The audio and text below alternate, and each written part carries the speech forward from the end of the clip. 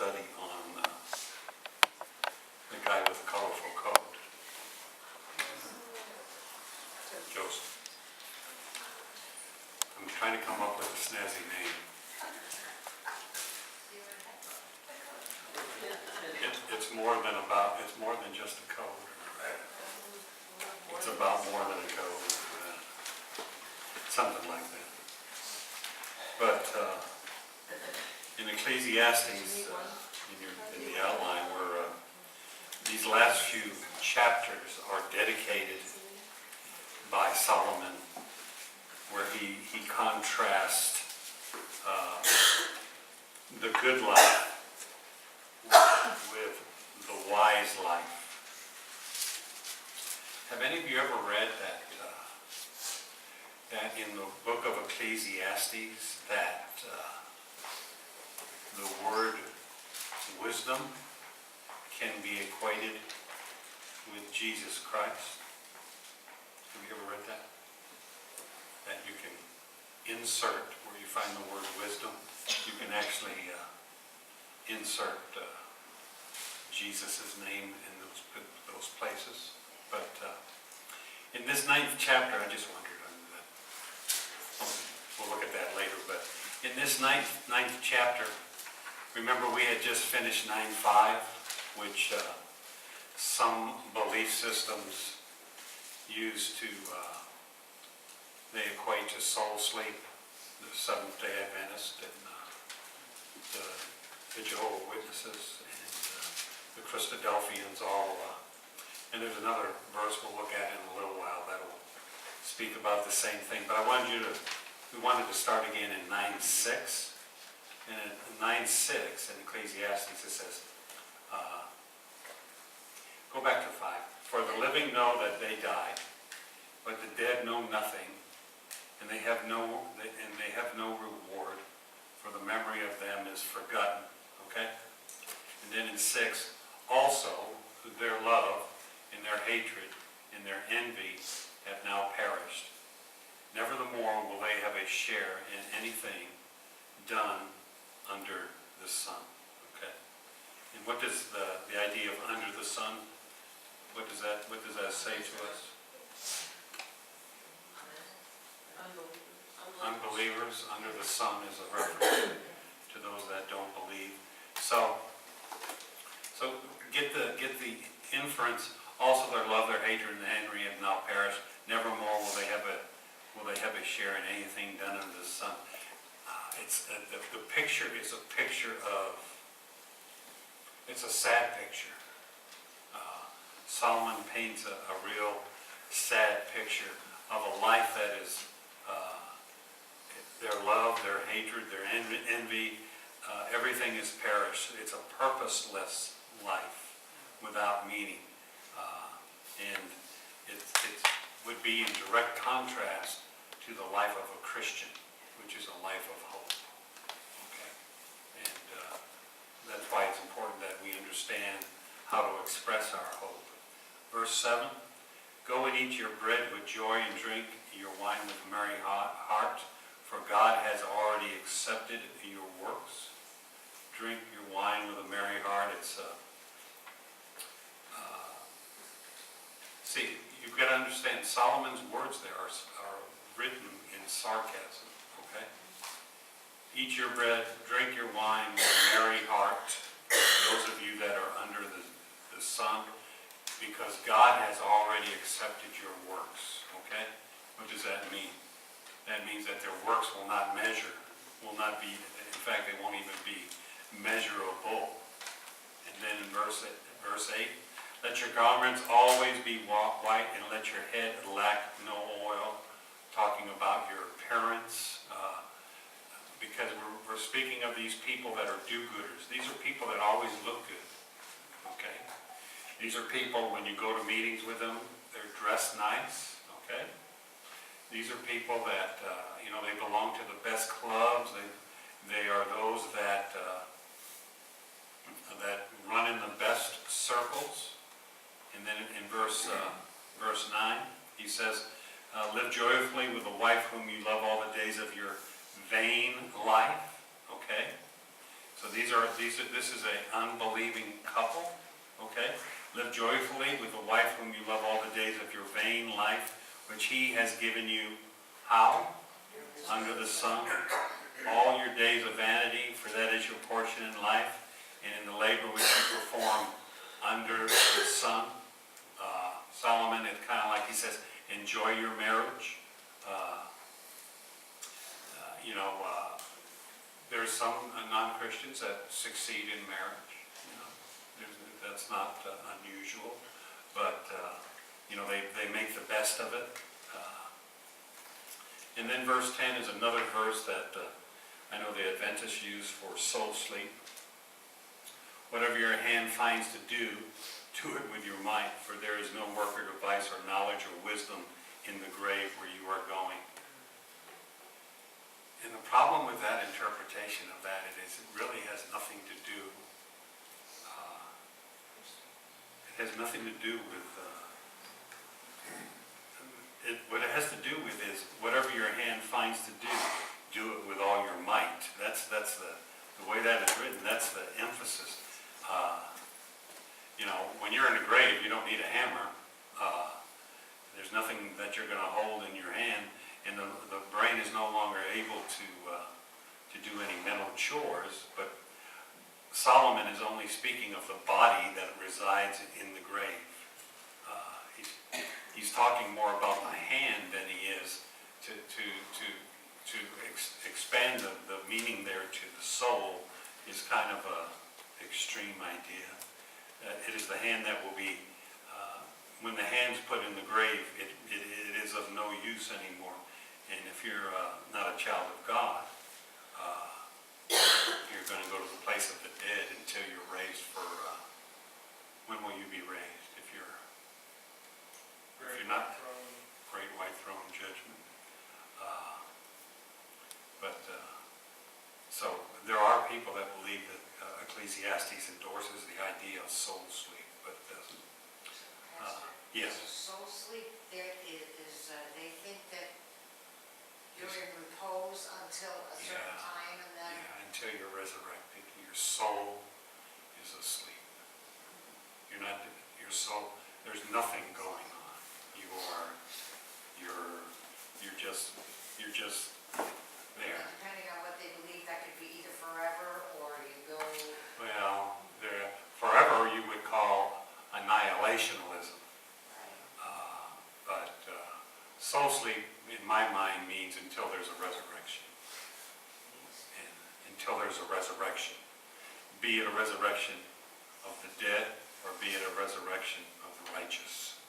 Because there's those that teach that even the righteous will be in soul sleep until they meet their time of judgment. What would be the purpose of? Well, when you lie, like the witnesses are soul sleep. When you lie, when you base your religion on lies,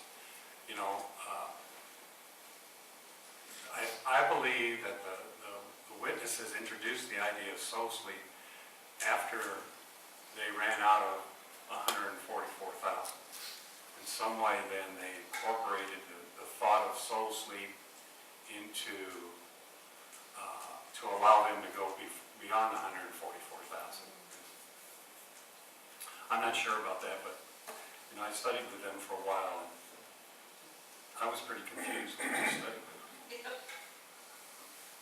But they were a lot of their teachings were very convoluted. So, okay, so verse 11. Okay. Now, so there's a little shift there. Now in 11, we're going to be talking more about injustice, which is a very apropos thing to talk about in today's society. I shouldn't laugh, I'm sorry. But social injustice, my Lord, my Lord. So verse 11.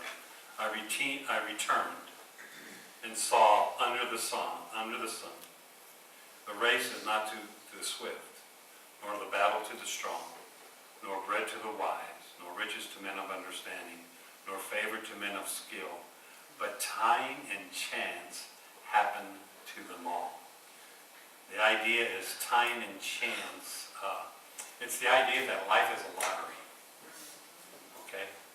And everything that happens is, since it's under the sun, there's nothing you can do about your life. Okay? But the fallacy is, if you live your life, if you come to accept Jesus Christ as your Lord and Savior, then life does have purpose. But again, Solomon's trying to teach you the purposeless of life. So, and then 12, he says, for a man also does not know his name, like fish taken in a cruel net, like birds caught in a snare. For the sons of men are snared in an evil time when it falls suddenly upon them. The idea is that your life is like a fish who's caught in a net, or a bird taken in a snare. It's a life of random purposelessness. It's the idea that you're as helpless as a caught fish in a net. Okay? There's nothing you can do about it. And see, for a moral person, for the do-gooder, there has to be some type of rationale on why to do good. And the randomness of life is also often why they make that rationalization. Because life is random, but if I do good, I will end up being rewarded in the end. And then it talks about, the next verse talks about this, I want to read 14 and 15. It talks about, there was a little city with few men in it, and a great king came against it and besieged it and built great snares around it. Now there was found in it a poor wise man, and by his wisdom he delivered the city. Yet no one remembered that same poor wise man. So here's a king comes against a little city, doesn't even have a lot of people in it. He besieges it. But there's a guy in the city, a poor wise man, who saves this city. But what happens to him? He's forgotten. Yeah, nobody remembers him. Isn't this depressing?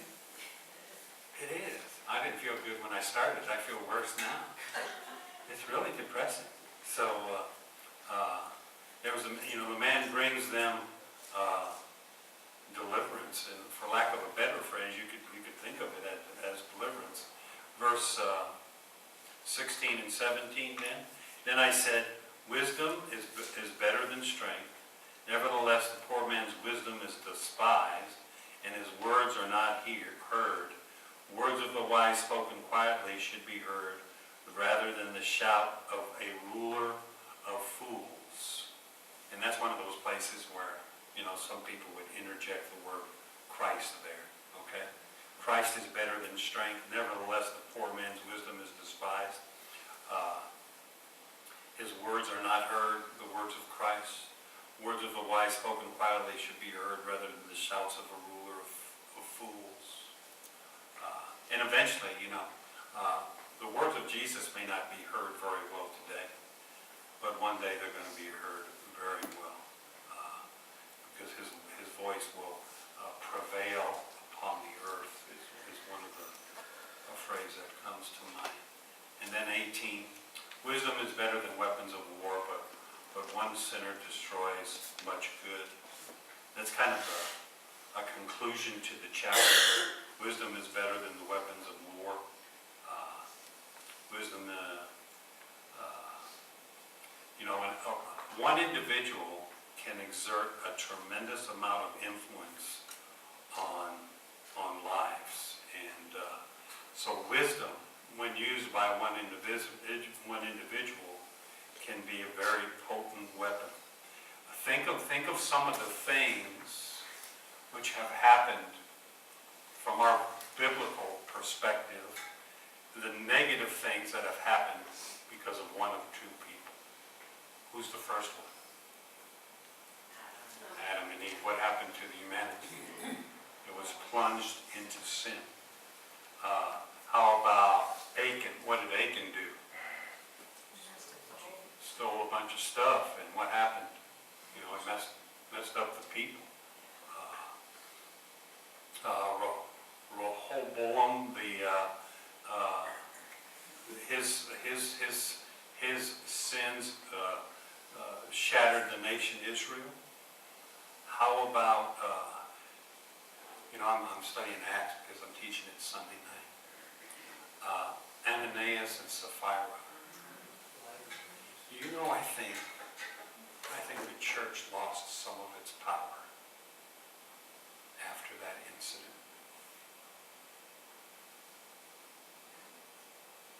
I'm not sure yet, but I'm thinking about it. Because it was really the first, if you look at the church's history up to that point, it's the first defect in the church. Nowhere else is there recorded any defects until that incident. And then you start to see some issues in the church. It's just a thought. But everybody has influence. You have influence for either good or for bad. And almost every decision you make occupies a place of influence. I used to talk to the kids about at the school. I used to tell those that were saved that they were all preachers. Everywhere you went, you're a preacher for Christ.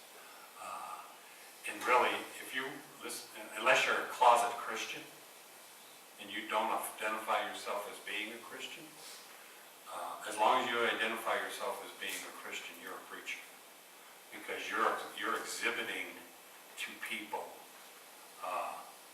what it is to be a child of God.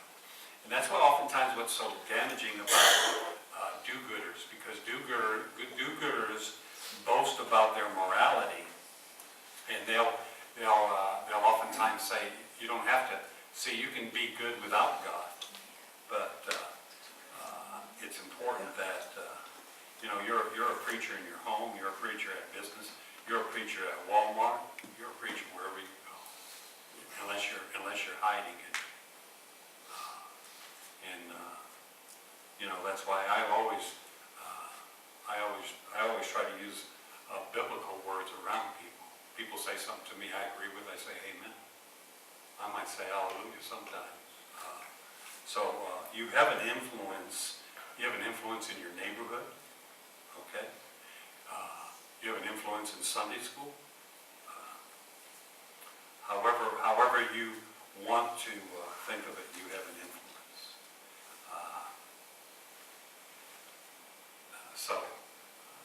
You have to ask yourself, does my life reflect the idea that there's a heaven to gain and a hell to shun? Or does my life reflect the idea that it's just okay to do good? Because you never know. Your words, your actions may lead somebody to find the Lord. I think of, I wonder what Andrew thought of his brother Peter on the day of Pentecost. When Peter got up there and started preaching, I wonder I bet you he was over on the side just smiling, because look, he's a big man. And I'm not so sure how much Andrew,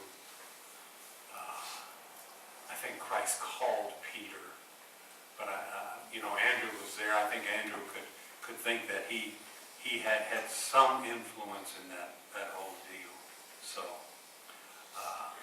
but see what it says. See what it says in verse 18. One sinner destroys how much? Much good. One sinner can destroy much good. And I would counteract that with saying that one Christian can provide much good. So look at chapter 10, and it begins with this Beautiful phrase. Dead flies putrefy the perfumer's ointment and cause it to give off a foul odor. So does a little folly to one respected for wisdom and honor. And that's, you can see that's a truism. Yeah, have any of you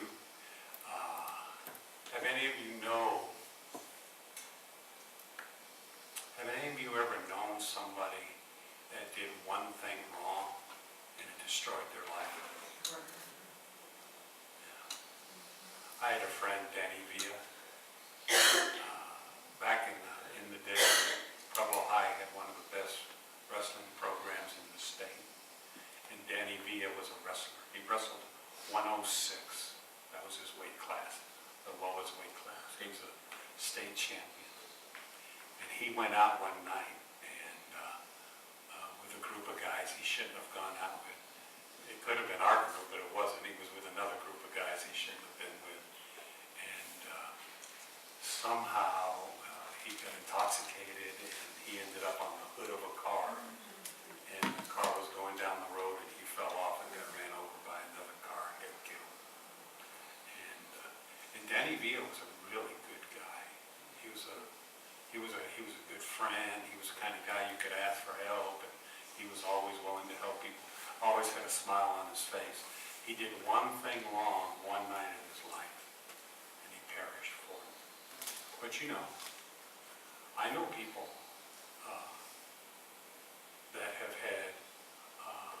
that have been faithful in their marriages. I've counseled people that have been faithful in their marriages, and then had a one-night fling and ended up with a sexually transmitted disease. That's a tough situation when you gotta go home and tell mama or daddy about what's going on, you know. The idea is that even a momentary lapse can cause great misery. Verse 2, a wise man's heart is at his right hand, but a fool's heart is at his left. And in the Old Testament especially, when you speak of the right hand, you speak of the hand of strength, okay? A wise man's heart is strong, a fool's heart is weak, okay? And if you're going to have a good heart, if you really want to have a good heart, you need to use your heart serving the Lord. And when you serve, please do it with joy and excitement. Don't serve the Lord with a frown on your face. It just doesn't allure. It doesn't make it attractive. And Paul says that we're to adorn. He talks about the apostles' doctrine, which is the gospel. When he uses that word adorn in the Greek, it means you're supposed to dress it up. You should be a dress up. Your attitude, your behavior, your demeanor should be attractive to people as you speak to them about the Lord. Verse 3, even when a fool walks along the way, he lacks wisdom and he shows everyone that he's a fool. I used to, every week when I was a commissary officer, I used to have to go to the base commander staff meeting. And it was a nice table, I can guarantee you that. And all around this table stood all the squadron commanders, the different. We were considered a detachment. We were detached from the base, but I worked directly under the base commander. And at the end of the meeting, the base commander would go around the table and ask anybody if they had anything. And so there's these guys, some of these guys, like their regular commander's not there, so this is the first time they've been at the meeting, so they want to show everybody that they know their stuff. And some of those guys, the worst thing they ever did in their life was open their mouth. Because when they do, it's just like this verse says here. When when a fool walks along the way, he lacks wisdom, he shows everyone that he was a fool. And some of those guys, and and God bless them, because they were just like first lieutenants, they wanted to make a good impression. They were like eager little beavers, and they wanted to make a great first impression, but they'd say something. And we had one base commander, you remember Colonel Benson? Colonel Benson, he would just look at him and he'd get a look on his face like, what are you talking about? But verse 4, if the spirit of a ruler rises against you, do not leave your post, for consolation pacifies, or conciliation pacifies great offenses. If the ruler rises against you, do not leave your post.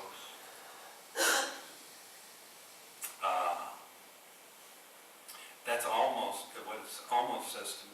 Anybody have an idea what that says to the youth? It almost says like, whatever you say, that's what I'll do. Okay? It almost says to me the idea of pacification. Verse 5 and 6, there's an evil I have seen under the sun, as an error proceeding from the ruler. Folly is set in great dignity, while the rich sit in a lowly place. Okay, here, I'll get on my soapbox now. See, we live in a society today where sin has been given dignity. Yeah, we really do. The Supreme Court heard oral arguments yesterday about same-sex marriage, and one of the Supreme Court judges said, and I'm paraphrasing, I'll paraphrase all this. He said, who are we to change an institution that has been in effect for a millennia? So then, some of the wise leftists said, well, what's he talking about? Just because an institution has been around for a millennia, that doesn't make it good. What about murder, slavery, discrimination, etc., etc., etc.? So see what the game they like to play is that they'll take a word or two and twist it. So what that person said was, marriage, as it has been delineated for a millennia, is the same as murder, discrimination, slavery, etc. And that's what I say when I say sin.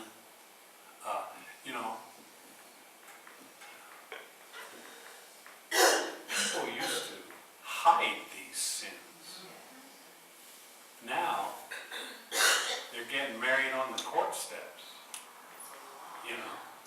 I saw a picture of this married couple kissing, and right next to them was the Ten Commandments at some courthouse somewhere. So, what's happened in our society is that we have given sin dignity. We have given sin normalcy. We've decided, our TV shows, we've decided that it's okay. And when you listen to TV, if you listen to mainstream TV, which you can't very long, because you'll get physically ill, if you hear any kind of Christian viewpoint, it's considered to be aberrant. It's abnormal. It's extraordinary. It's not anything that should be honored. In fact, it's mocked by the mainstream media. So what's happened is that sin in American society has been elevated, and true morality, the truth, the gospel, has been delegated to a lower. It has been demeaned. It occupies a low space, kind of like it speaks right there at the end of verse 6, where it talks about, while the rich sit in a lowly place. Folly, so think with me, folly, sin, is set in great dignity, while the rich, and in this instance I'll call the rich, I'll call that's what's right, sits in a lowly place. And that's where we are as a nation. And then he goes, I have seen servants on horses, okay? In that day, would a servant ride a horse? No. I have seen servants on horses while princes walk on the ground like servants. It's just another juxtaposition of what would be righteous. It's just the opposite of what would be righteous. And it's like our society is so preoccupied with the idea that everybody deserves everything. And that's so unbiblical, because not everybody deserves everything. Everybody deserves what they put into it. I believe everybody should be given the chance to do the best they can do. But the idea that everybody has to be given everything because they deserve it is just so, it's not in any way, shape, or form. But we have no precepts anymore in our country, so we've abandoned all that stuff. So, verse 8, 10:8 says, he who digs a pit will fall into it, and whoever breaks through a wall will be bitten by a serpent. Okay?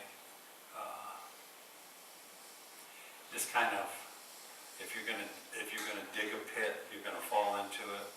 If you break through a wall, you're gonna be bitten by a serpent. Verse 9, he who quarries stones may be hurt by them, and he who splits wood may be endangered by it.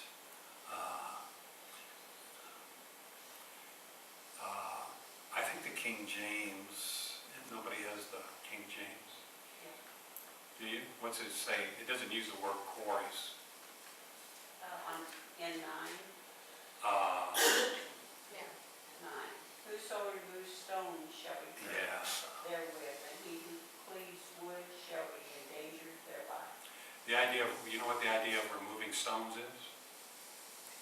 You know how they used to mark property lines? The stones. So it's kind of like moving your neighbor's property line. And I think the idea of a lot of this here is the idea that you really can't get away from your sin.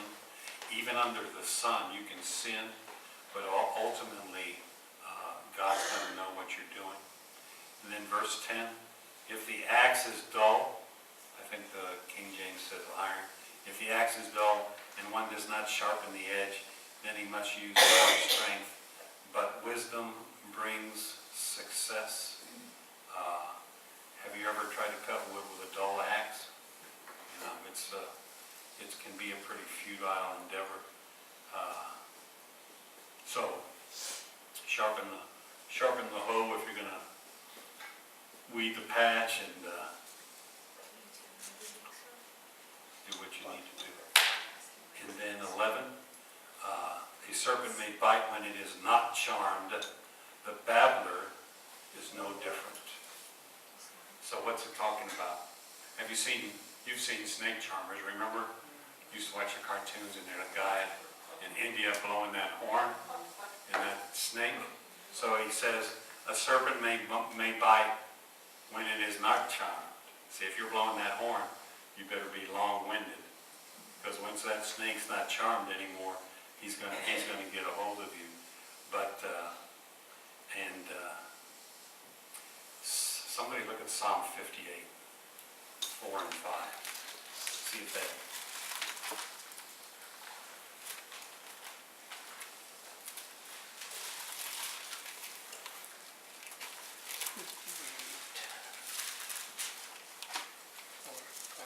They have venom like the venom of a serpent. They have venom like the venom of a serpent, like a deaf cobra that stops up its ear. Yeah. So if they stop up their ears, what does that mean? It means you can't charm them. Okay?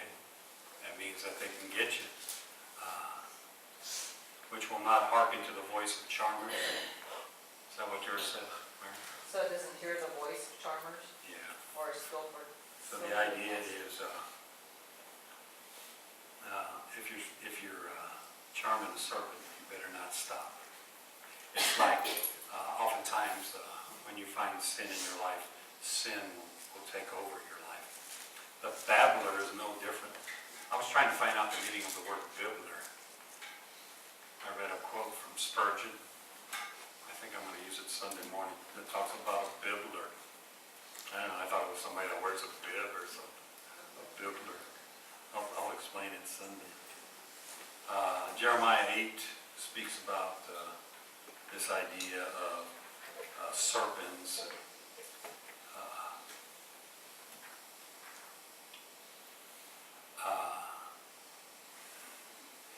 And that's and you could expand that thought process to the idea of the people that you hang with, the people that you make your friends.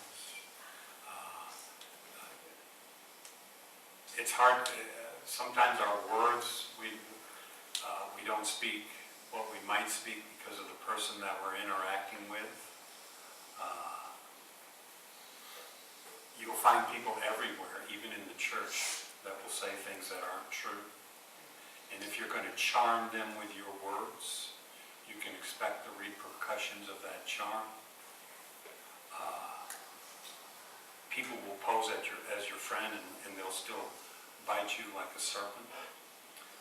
David had a good friend, but when Absalom rebelled, his friend went with Absalom, and I don't think David was ever the same after that. If you read the 55th Psalm, it reflects his sorrow. So I think Solomon kind of warns there about being very careful. And you know, the do-gooder that we've been talking about is the type of person that walks that center of the road, being careful not to offend anybody on either side. So, but you know, sometimes, especially if you're going to speak the truth, you're going to have to put down your little flute. You're not going to be able to charm everybody. You're going to have to say words sometimes that might hurt. I've just had that conversation in the last couple of weeks with somebody. Verse 12, the words of a wise man's mouth are gracious, but the lips of a fool shall swallow him up.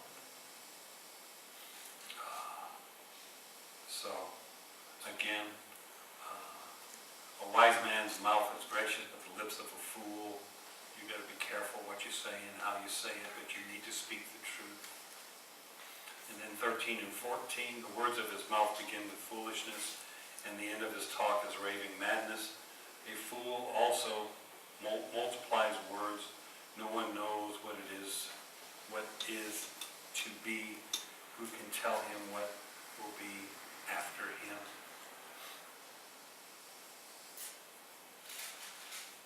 But have you ever been in group conversations where there's one person that no matter what's said, well, there's several different, what I would call personality types. There's the expert.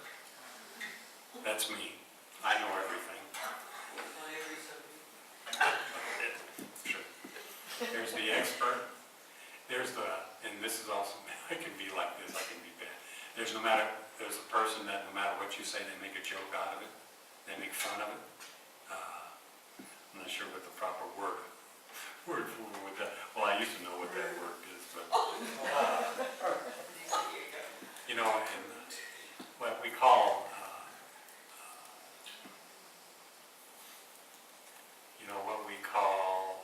what do they call sessions now where people sit around and express themselves? Both sessions. Well, that's what they used to do. But now they call them something better. Now they have a nicer name for it. Peer groups. Peer group, yeah, you know. Support group. Yeah. Here goes. And people sit around and, you know, some of them say foolish and absurd things. And so, you just got words are important. 15, the labor of fools wearies them, for they do not even know how to go to the city. It's kind of like, when I read that, I think of, they don't know enough to get out of the rain. Okay? The the labor of fools, they're so tired, they don't even know how to get back to the city. The city is a place of refuge. 16, woe to you, O land, when your king is a child and your princes feast in the morning. The idea is they're rulers that give themselves over to pleasure. You know, if you have a good king, life is good oftentimes. Not all the time, but life is good oftentimes when you have a good king.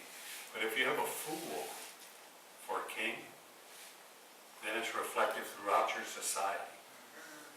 Everything, from top to bottom. I won't say anymore. 17, blessed are you, O land, when your king is the son of nobles and your princes feast at the proper time for strength and not for drunkenness. Okay? Somebody needs to send that verse to Washington, D.C., to some of those cocktail parties. You know, the corruption is so rampant. You know, you think of things like the Secret Service. What happened to the Secret Service? You know, everything is a mess. Yeah. 18, because of laziness, the building decays, and through idleness, the hands of the house leaks. A feast is made for laughter, and wine makes merry, but money answers everything under the sun. That's the way we think. If there's a problem, we can solve Baltimore's problems tomorrow. Let's just send them $2 billion. That'll solve all their problems right there. I don't have to worry about nothing. Maybe they'll make a bonfire out of it. I don't know. Do not curse the king even in your thought. Do not curse the rich even in your bedroom. For a bird of the air may carry your voice, and a bird in flight may tell the matter. Same general idea. Don't curse the king. And you know, it's hard because look at 1 Peter 2:17. See, I got some things I need to remember. 1 Peter 2:17. It says, to honor all people, love the brotherhood, fear God. And then what's that last one? Oh, man, that's a tough one. Forgive me, Jesus.